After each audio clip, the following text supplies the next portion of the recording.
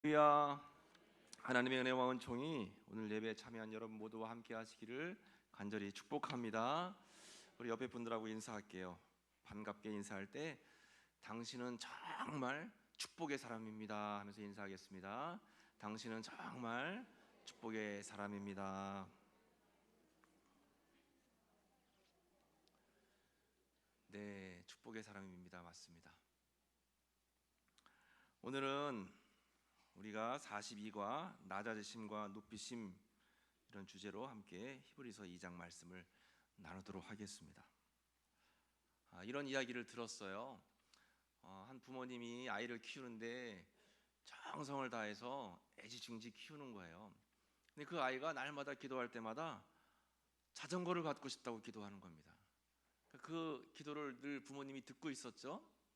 그래서 언제 때가 되면 이 아이에게 자전거를 선물해 줘야 되겠다 생각을 했고, 때가 돼서 자전거를 하나 선물을 딱 해줬어요. 얼마나 좋았겠습니까? 여러분, 저도 제가 기억해 보니까 옛날 국민학교 다닐 때 선물 받았던 것 중에서 기억에 남는 게 세 가지가 있어요.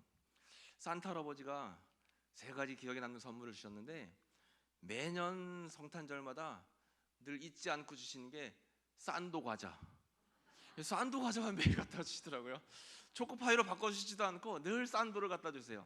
산도 과자가 늘 기억에 남고, 초등학교 4학년 때 자전거를 갖게 해달라고 제가 기도를 했어요.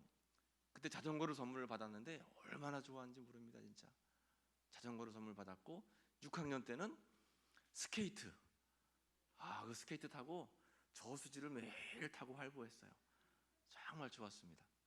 이 아이가 기도한 그대로 또 소망하는 대로 자전거를 받게 된 거예요. 너무 좋아가지고 며칠 동안 자전거를 타고 다니는데, 그만 어느 날 자고 밖에 나가 보니까 자전거를 잘 매놨는데, 잠궈놨는데 누가 가져가신 거예요.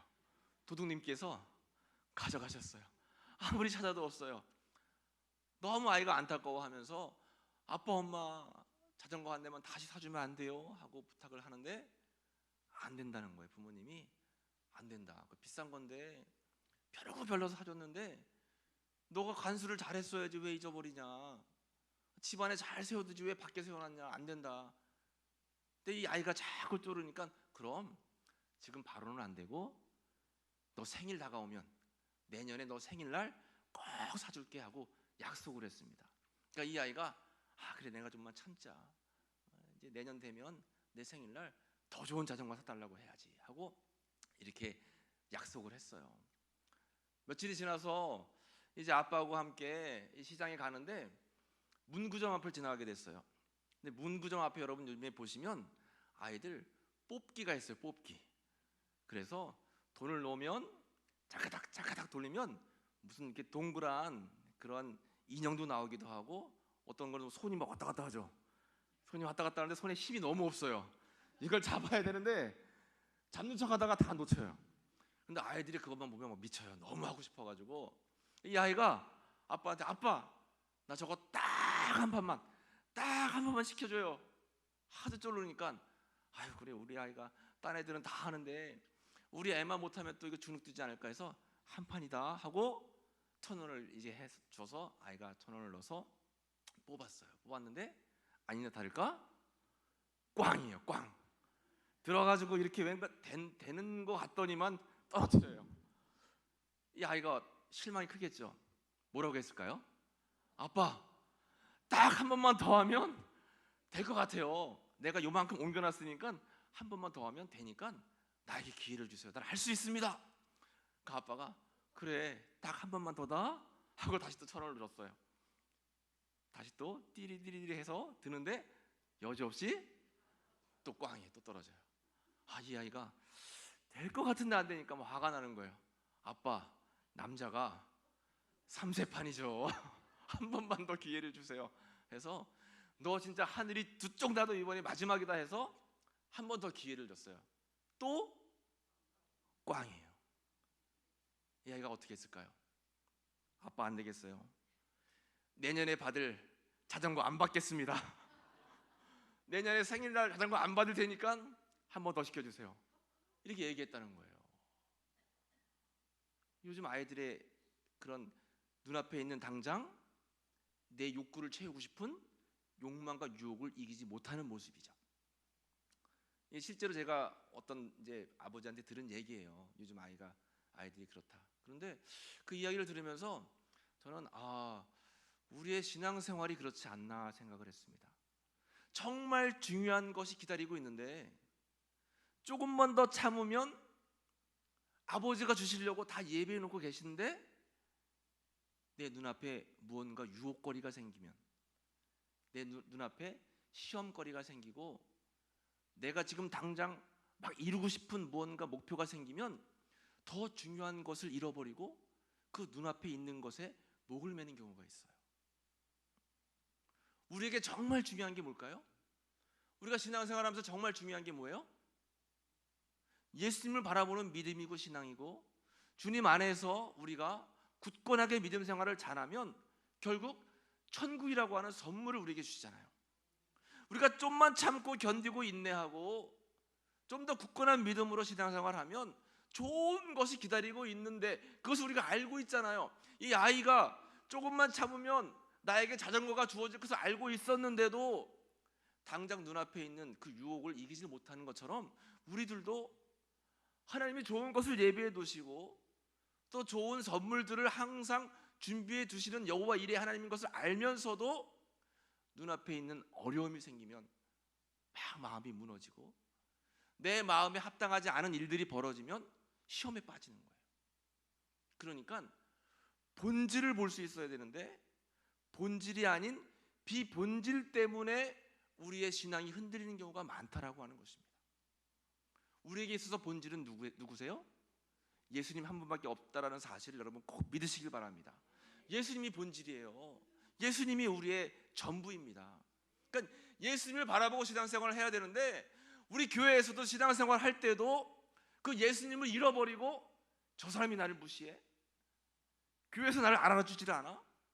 내가 이렇게 애썼는데, 내가 이렇게 헌금했는데, 내가 이렇게 헌신했는데 하면서 자꾸만 비본질로 인해서 본질이신 주님을 잃어버리는 경우가 있어요. 내 안에 예수님으로 가득하면 의심과 불안과 염려, 시험거리가 들어올 틈이 없죠. 그래서 우리가 예수로 충만해야 되는 거예요. 늘 예수로 충만하고 성령으로 충만하고 마귀가 틈타지 않도록 기도하고 늘 항상 예배를 통해서, 기도를 통해서, 찬양을 통해서 내 안을 예수님으로 가득 채우는 겁니다. 그런데 그렇지 못하면 내 안에 예수님이 조금이라도 줄어들면 그 틈을 타서 세상적인 마음들이 들어오는 거예요. 그러면 염려, 근심, 걱정을 하게 되는 거죠. 제가 이 말씀을 왜 드리냐면 오늘 본문인 히브리서가 그러한 말씀입니다. 히브리 그리스도인들, 그러니까 유대 출신의 그리스도인들이 예수님을 잘 믿다가 박해가 오기 시작했어요. 시험이 찾아오기 시작했습니다. 그러니까 언제 그랬냐는 듯이 예수님을 다 버리고 유대교로 돌아가는 거예요. 유대교는 하나님은 섬기되 예수님은 그냥 성자인 인간으로만 보고 하나님의 아들로 보지 않는 사람들이 유대인들이거든요. 유대교로 돌아가려고 하는 사람들이 너무나 많아졌습니다. 그 모습을 보면서 안타깝게 생각하고 히브리서 기자가 여러분, 예수님이 본질이고 예수님 안에 있으면 어떠한 시험도 이겨낼 수 있습니다. 그러므로 예수님을 바라보고 또 예수님을 깊이 생각하고 늘 예수님과 함께 예수님 안에 거하십시오라고 하면서 권면하는 말씀의 내용이 히브리서 말씀이에요. 신앙의 본질인 예수님을 깊이 생각하고 또 예수님을 늘 기억하고 또 예수님과 함께하는 삶을 살아야 됩니다. 그리고 우리가 예배하면서 기도할 때도 사실은 기도의 대부분이 예수님으로 채워져야 돼요. 그런데 우리의 기도를 여러분 한번 뜯어보면 어떨까요? 예수님이 계신 것 같은데 그 옆에는 자녀, 그 옆에는 내 건강, 그 옆에는 내 땅값, 아파트 높은데, 이런 게 들어가 있어요. 그리고 예수님이 계신 것을 기뻐하면서도 내 옆에 있던 이 비본질이 흐려지면 내 믿음도 덩달아 흐려져요. 그리고 은혜가 떨어져요. 예수님 나를 사랑하신다면서 왜 기도 응답을 안 해주시지? 그런데 정작 그 기도가 내 욕심을 채우려고 하는 기도가 많이 있거든요. 예수님을 끝까지 바라보면 예수님께서는 내 마음과 형편과 처지를 아시기 때문에 내가 구하지 않는 것까지도 다 미리 아시고 채워주신다라고 하는 것입니다. 여러분, 베드로 보세요. 베드로가 풍랑이로 예수님께서 걸음을 띄워서 걸어와라 말씀하셨을 때 예수님만 바라보고 걸어가니까 그 바다 위를 걷는 능력과 기적을 체험했습니다. 그런데 순간 아차, 내가 바다 위를 걷고 있었지? 풍랑이 일고 있지? 물결이 나를, 바다를 보는 순간 자기 몸이 밑으로 쑥 빠져버리는 거예요. 우리의 시선이 예수님께로부터 멀어지고 떨어지고 또 그 예수님으로부터 시선이 다른 데로 향하는 그 순간 우리는 바닷속으로 빠지든 아니면 다른 수렁으로 빠지든 이렇게 예수님과 멀어질 수 있다라고 하는 사실입니다. 이것을 우리는 늘 기억해야 돼요. 정말 중요한 것은 뭐냐면 언제든지 어떤 상황이든지 예수님을 깊이 생각하고 예수님을 깊이 묵상하고 나와 함께 하시는 예수님, 나를 인도하시는 예수님, 나를 보호하시는 예수님, 나를 주님 나라 그 천국까지 구원해 주실 예수님, 그 예수님 때문에 기뻐하고 감사하고 예수님 한 분이면 충분합니다. 그런데 우리는 그걸 잊을 때가 너무나 많잖아요. 저도 날마다 많이 잃어버려서 제 교회 사무실 가보면 빨간색으로 예수님 한 분이면 충분합니다 써가지고 벽에다 딱 붙여놨어요. 예수님 한 분이면 충분하지. 예수님이 계신데 내가 왜 이렇게 걱정을 할까? 예수님이 계신데 내가 왜 이렇게 슬퍼할까? 예수님이 원하시는 삶은 그런 삶인데 우리는 그렇게 살지 못한다라고 하는 것입니다. 우리는 바라는 것은 너무 많으면서 내가 해야 할 책임은 다 감당하지 못할 때가 많아요. 오늘 본문의 말씀에 보면 2장 10절 말씀을 같이 한번 다시 볼까요? 오늘 읽으신 히브리서 2장 10절 말씀입니다. 같이 읽어보겠습니다. 그러므로 만물이 그를 위하여 또한 그로 말미암은 이가 많은 아들들을 이끌어 영광에 들어가게 하시는 일에 그들의 구원의 창시자를 고난을 통하여 온전하게 하심이 합당하도다. 아멘. 히브리 기자는 예수님을 고난을 통하여 온전하게 하시는 구원의 창시자다 이렇게 말씀하고 계세요. 구원의 창시자. 그러니까 구원의 시작이 예수님이고 구원의 주인이 예수님이고 구원의 문을 열어주신 분이 바로 예수님이다라고 하는 것입니다. 우리가 예수님 안에 온전한 믿음, 온전한 신앙을 갖고 있으면 그것이 바로 구원으로 향하여 가는 올바른 길을 걷고 있다라고 하는 것이죠. 그래서 우리는 늘 기억해야 될 것이 예수님을 따르고 닮아가는 삶을 살아가야 된다라는 것입니다. 그러면 예수님은 어떠한 삶을 사셨을까요? 예수님의 발자취를 우리는 바로 알고 깨달아야 된다라고 하는 것입니다. 예수님은 어떤 삶을 살았을까요? 먼저 예수님은 원래 하나님의 본체다 이렇게 말씀하고 계시죠. 하나님의 본체시나 또 하나님의 하나밖에 없는 독생자 아들 예수님입니다. 하나님이 세상을 이처럼 사랑하사 독생자 아들 예수님을 이 땅에 보내주셨다고 했죠. 예수님은 하나님이시고 또 예수님은 하나밖에 없는 하나님의 아들이셨어요. 그런데 우리를 구원하시기 위해서 이 땅에 성육신에서 오신 그 예수님이십니다. 그러니까 예수님의 구원의 사역의 첫 번째 시작은 성육신, 이 땅에 육신의 몸을 입고 오신 그 낮아지심의 모습을 보이시는 것이 바로 예수님의 첫 모습이에요. 그런데 예수님께서 잘 사는 저 미국으로 오신 것도 아니고 동방예의지국의 한국에 오신 것도 아니고 어느 나라에 오셨어요? 로마의 식민지 지배를 받고 있던 나라로 태어나셨어요. 거기다 베들레헴 마구간에서 태어나셨죠. 그 예수님은 나사렛 시골 동네에서 사셨는데 아버지는 목수였어요. 당시에 목수는 굉장히 삶이 궁핍하고 어려운 그러한 직업이었습니다. 30여 년 동안 굉장히 힘든 삶을 사셨어요. 예수님은 눈물도 흘리시고 배고픔과 가난, 고난, 때론 제자들에게 배반도 당하셨어요. 결국에는 십자가에서 모진 고초를 당하시고 죽음까지 맞이하셨죠. 예수님의 삶을 한마디로 표현하면 낮아지심입니다. 낮아지심. 저 높은 곳에서 최고 낮은 곳으로 낮아지셨고, 낮은 가정, 낮은 직업, 낮은 삶.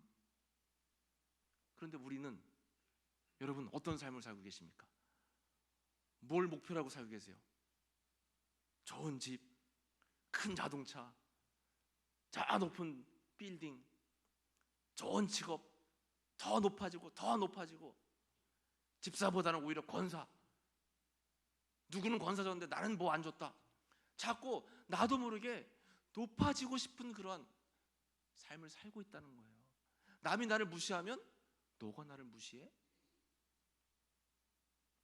분명히 예수님은 오른밤을 치면 어떻게 하래요? 왼밤. 그런데 내가 한 대 맞으면 두 대는 갚아줘야죠. 어떻게 맞고만 살아요? 나도 모르게 예수님은 낮아지시는 삶을 사셨고 우리에게 그 삶을 살라고 요청하고 계신데, 우리는 끊임없이 높아지고 싶은 삶을 살고 있고, 우리 기도 제목의 대부분이 하나님 나를 높여주세요, 나 높은 데 올라가고 싶어요, 하나님 살아계시면 나에게 기적을 베풀어 주셔서 높여주세요, 자꾸 높여달라고 하는 것입니다. 예수님은 우리를 구원하시기 위해서, 우리의 죄를 사하시기 위해서 택하신 방법이 최고로 낮아지시는 삶이었습니다. 결국 예수님께서 낮아지심을 통해서 우리 죄 용서함을 받고 우리는 구원을 얻게 되었다라고 하는 것이죠. 그 낮아지신 예수님은 인간이 겪어야 될 모든 시험과 고난, 환난을 친히 받으셨어요. 왜 그러냐? 우리와 공감하시기 위해서, 친히 우리의 고난을 다 겪어보시기 위해서. 그래야지 예수님께서 우리의 고난과 함께 하시고 우리를 위로하실 수 있기 때문에 그렇죠. 여러분들에게 몇 번 말씀드린 것 같은데, 저도 이제 목회를 하다 보면 다양한 경험들을 하게 되잖아요.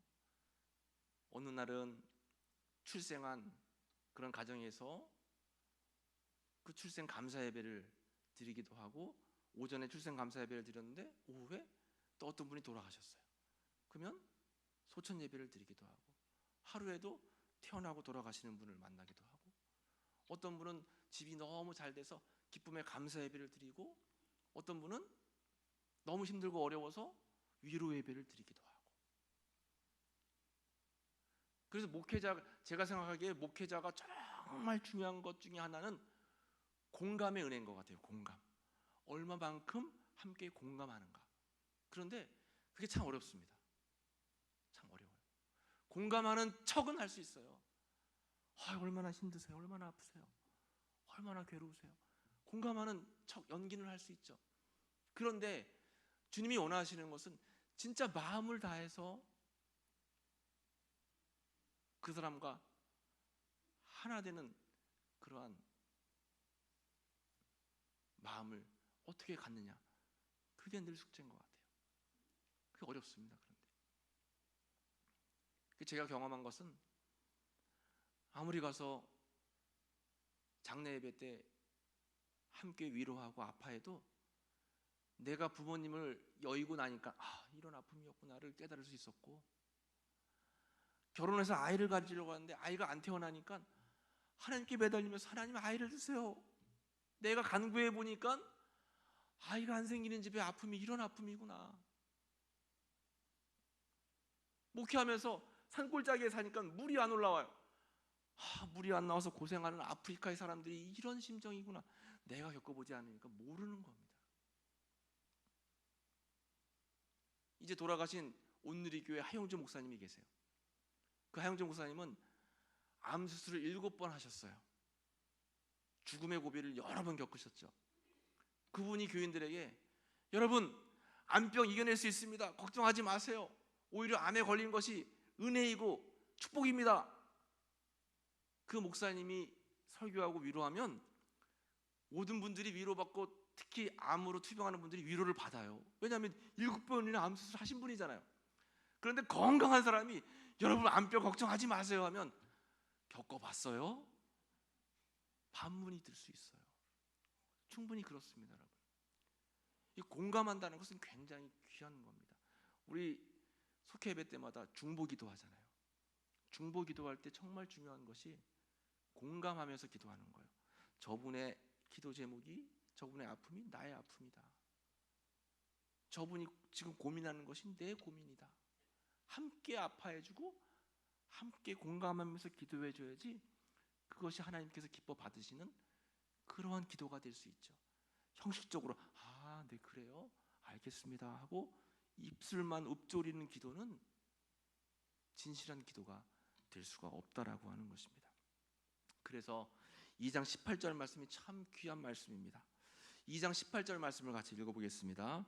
그가 시험을 받아 고난을 당하셨은즉 시험 받는 자들을 능히 도우실 수 있느니라. 아멘. 다시 한번 읽어볼게요. 여러분 큰 목소리로 시작. 그가 시험을 받아 고난을 당하셨은즉 시험 받는 자들을 능히 도우실 수 있느니라. 아멘. 할렐루야. 예수님께서는 직접 시험을 받으셨고 고난을 당하셨어요. 그래서 시험 받고 있는 우리들을 능히 도우실 수 있다라고 하는 거예요. 우리의 아픔을 알고 계시고 우리의 고통을 알고 계시고 우리를 도울 수 있는 분입니다. 그러니까 나를 도와주시고 나에게 힘이 되시고 나를 선한 길로 이끄실 수 있는 예수님을 바라봐야 된다라고 하는 거예요. 비본질로 인해서 별거 아닌 거 가지고 싸우지 말고 예수님 안에서 하나가 되고 예수님 안에서 구원을 향해 나아가야 된다라고 하는 것입니다. 예수님 안에 은혜이고 예수님 안에 위로가 있다라고 하는 거예요. 그런데 왜 이번 주 밥은 국수냐, 밥이 아니고 국수냐, 그런 걸로 싸울 일이 아니에요. 왜 짬뽕을 먹어지는 짜장이냐, 이런 걸로 싸울 일이 아니에요. 그런데 우리 교회에서도 비본질로 싸우는 경우가 많아요. 그럴 때마다 목회자들의 경우 너무 마음이 아파요. 저걸로 싸울 일이 아닌데, 저거 별것도 아닌데. 여러분, 예수님은 우리에게 낮아심의 본을 보여주셨고 오늘도 우리들에게 말씀하고 계세요. 낮아지려고 하는 겸손의 믿음을 가지고 있으면 내가 너를 높여줄 것이다. 예수님께서 낮은 삶을 사시니까 죽음에 이르기까지 낮아지시니까 하나님께서 예수님을 부활의 능력을 보여주셨고 그 예수님께서 구름을 타고 승천하셔서 하나님 우편에 앉아 계실 수 있도록 높여주셨다라고 하는 거예요. 우리는 낮아지는 거고 하나님은 우리를 높여주시는 거고. 그렇다고 여러분 오해하시는 분들이 계세요. 낮아져야 되니까 나는 늘 가난해야 되고, 낮아져야 되니까 늘 통장에 돈을 하나도 남겨두면 안 되고, 시험 보면 떨어져야 되고, 이게 낮아지는 게 아니에요. 잘 돼야죠. 여러분 잘 돼야 됩니다. 높이 올라가세요. 다만 겸손의 믿음을, 겸손의 마음을 잃어버리면 안 된다는 거예요. 그게 참 중요하다라고 하는 것입니다. 겸손의 마음. 그러면 예수님께서 우리의 필요를 아시고 우리가 기대한 것 이상으로 채워주시는 은혜가 우리들의 삶 가운데 나타난다라고 하는 것이죠. 사도 바울은 그것을 알고 늘 고백했던 것이 나는 날마다 죽노라. 나는 날마다 죽노라. 나는 죽고 예수로 살고, 나는 죽고 예수로 살고. 반대의 삶을 살면 안 돼요. 나는 살고 예수는 죽고. 이게 교만의 삶입니다. 한국 교회가 힘을 잃은 것이 지금 한국 교회 신앙인들이 세상 사람들로부터 인정받지 못하는 것이 바로 나는 살고 예수가 죽기 때문에 그런 거예요. 반대로 나는 날마다 죽고 나의 욕심과 나의 정욕과 세상적인 욕망들은 십자가 앞에서 다 내려놓고 예수님을 높이면서 예수님께 쓰임받을 만한 믿음의 삶을 살게 되면 그것이 능력 있는 삶이 되고 세상에 빛과 소금, 영향력을 미치는 삶이 되는데, 그렇지 않고 내가 나를 높이려고 하니까 사람들이 그걸 다 알고 있어요. 교만하다는 걸 알고 있어요. 그러니까 능력, 영향력을 미치지 못하는 겁니다. 여러분 바라고 원하기는 하나님 은혜 가운데 늘 날마다 겸손하게 하나님의 뜻을 늘 생각하면서 주님 안에 살아가신 여러분들 되시기를 간절히 축복합니다. 어느 초등학교 들어가지 않은 아이가 아빠하고 가위바위보를 하는데 아빠가 날마다 이길까요 질까요? 날마다 지고는 싶은데 여러분 가위바위보라는 게 지고 싶다고. 여러분 한번 해보세요. 가위바위보. 제가 손혜신 권사님 이겼어요. 지고 싶었는데 이 가위바위보가 마음대로 안 되잖아요. 근데 이 아빠는 날마다 이 아이가 하면 가위바위보에 지는 거예요. 이 아이는 아빠를 이겼다고 너무 좋아해요. 알고 봤더니 아이는 조막손이라고 하는 태어나면서부터 손이 펴지지 않는 장애를 갖고 있어요. 조막손은 이게 펴지지 않는답니다. 아빠는 그걸 알고 가위바위보 하면 날마다 뭘 내는 거예요? 가위를 내는 거예요. 가위바위보. 너가 이겼네. 야, 축하해. 그러면 아이는 막 좋아해. 아빠 이겼다. 또 가위바위보. 겉으로 웃지만 아빠는 속으로 울죠. 그러나 매일 져주지만 이 아이가 아빠가 져주는 것, 일부러 져주는 것을 깨달을 때까지는 져주는 거예요. 나중에 이 아이가 깨닫게 되죠. 아빠가 나를 위해 일부러 져줬구나. 이게 아버지의 사랑이죠. 예수님의 사랑이 그겁니다, 여러분. 죽을 수밖에 없는 죄인인 우리를 위해서 계속 져주시는 거예요. 낮아지시고 낮아지시고 계속 낮아지시는 거예요. 우리가 깨달을 때까지, 손해본다는 것을 알 때까지. 그래서 때로는 우리가 그런 믿음이 필요해요. 앞뒤를 재지 않고 가위바위보를 해서 내가 져야 될 때가 있어요. 이기고 싶어도 져야 될 때가 있어요. 그래도 그 사람이 깨달을 때가 있다라고 하는 사실을 내가 알면 져줄 수가 있어야 됩니다. 어떻게 해서든 억지로 이기려고 발버둥 치게 되면 그게 싸움이 돼요. 여러분, 교회에서도 이게 아니다 싶더라도 져줄 때는 그냥 져주시기 바랍니다. 때가 지나면 그 사람이 그때 일부러 져줬구나라는 것을 알 날이 온다라고 하는 거죠. 그게 바로 십자가 앞에서 나를 죽이는 삶이다라는 것입니다. 여러분, 이렇게 오늘 공과 주제가 낮아지심과 높으심인데, 예수님은 낮아지셨고 하나님은 높여주셨고, 우리의 삶도 우리는 끊임없이 겸손하게 낮아지고 겸손하게 낮아지는 우리의 삶을 하나님은 높여주시고, 이런 귀한 은혜가 여러분들의 삶 가운데 임하시기를 간절히 축복합니다. 오늘 공과를 같이 보도록 하겠습니다. 136쪽입니다. 낮아지심과 높이심. 예수님은 하나님의 아들이심에도 불구하고 사람의 아들로 낮아져 우리 곁에 오셨습니다. 그리고 세상에 오셨어도 사람 중에 더욱 낮아져 대속제물이 되어 십자가에서 죽으셨습니다. 하나님은 예수님을 죽음에서 살리어 부활의 영광스러운 자리로 높여주셨습니다. 스스로 낮아지신 예수 그리스도를 하나님께서 높이심으로 모든 사람에게 하늘의 은혜가 닿도록 하셨습니다. 예수님의 낮아지심과 하나님의 높이심에는 어떠한 은혜가 있었을까요? 첫 번째로 예수님의 낮아지심은 죄인들을 구원하시는 은혜다라고 하는 것입니다. 히브리서는 시편 8편을 인용해서 하나님의 아들 예수님이 잠시 천사보다 못한 존재로 낮아지셨다라고 말씀합니다. 예수 그리스도는 근본이 하나님의 본체시기 때문에 하나님과 동등하심에도 불구하고 종의 신분인 사람이 되셨습니다. 하나님이 사람이 되신 것만도 한없이 낮아진 것인데 예수님은 더욱 낮아져 죽음의 자리까지 내려가셨습니다. 죽음의 자리인 십자가에서 예수님은 모든 사람을 위해 죽음을 맛보셨습니다. 죽음을 맛보셨다라고 하는 것은 모든 사람의 죄를 대신 취하여 죽음을 온전히 겪으셨음을 의미합니다. 예수님은 한없는 낮아지심을 통해서 모든 사람의 죄를 대속하셨습니다. 이 감격스러운 은혜는 죽을 수밖에 없는 우리를 죄에 대해서는 죽고 하나님 앞에서 살게 하는 구원의 은혜를 베풀어 주신 것이다라는 것입니다. 두 번째로 높이심은 하나님의 자녀가 되는 은혜입니다. 그리스도는 죽음에 이르는 낮아지심을 통해 구원의 창시자가 되셨습니다. 구원의 창시자는 구원을 이루고 사람들을 구원으로 이끌어가는 인도자를 의미합니다. 하나님의 아들 예수 그리스도는 죄의 종인 우리를 구원하고 하나님의 자녀로 회복시키기 위해 성육신하시고 십자가에서 죽으셨습니다. 그의 죽으심으로 모든 사람은 죄에서 해방되어 하나님의 자녀로 회복되는 기회를 얻었습니다. 예수 그리스도를 구원의 주님으로 영접하고 믿는 사람은 하나님의 자녀가 되는 특권을 얻습니다. 십자가의 죽음으로 낮아지신 예수님을 하나님 아버지는 부활의 영광으로 높이 올리셨습니다. 이를 믿음으로 예수님과 형제된 우리는 그리스도와 같이 높임을 받아 하나님의 자녀가 되는 은혜를 입습니다. 셋째, 하나님과 사람을 중보해 주시는 은혜입니다. 예수님은 하나님의 일에 자비롭고 성실하신 대제사장이십니다. 하나님의 일이란 사람들의 죄를 속량함으로 모든 사람을 심판과 멸망에서 구원하고 영생을 얻게 하는 것입니다.